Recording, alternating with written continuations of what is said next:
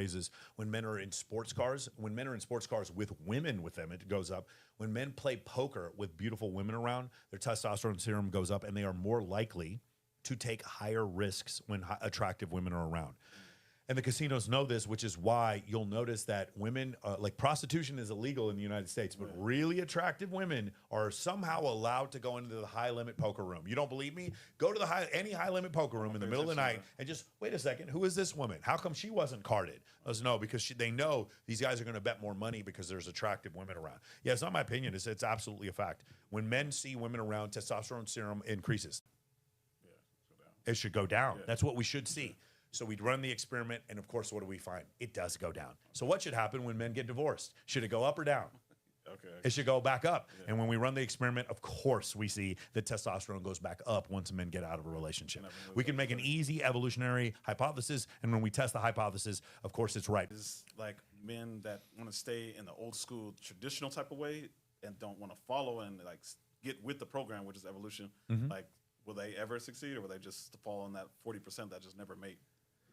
So it's actually 60%. So throughout, so historically, 40% of men and 80% of women have reproduced. There's one point in our history where, and we can count this by looking at the Y chromosomes in men, the diversity of Y chromosome.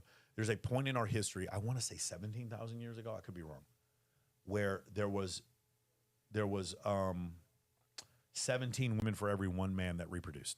I'm wrong about the 17,000. I forgot what time period it was. I was listening to William Costello talk about this.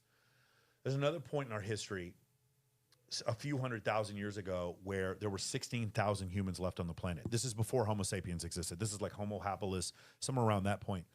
Only 16,000 humans, because of an extinction level event, only 16,000 humans left on the were left on Earth, and all of our genetics come from those 16,000 people.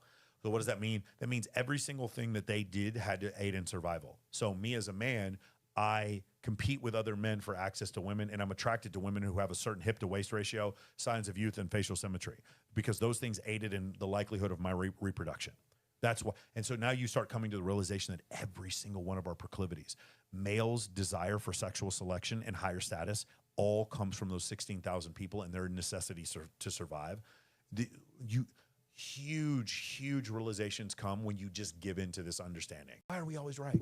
Why am I always right about who's going to win? Because beauty is objective. It's not subjective. Now, parts of beauty are certainly objective. If you like African-American women more than you like white women, that's fine. But what you don't like are women that have fatter waist than hips. Yeah. We want like smaller waist than hips, even if we like a fat ass.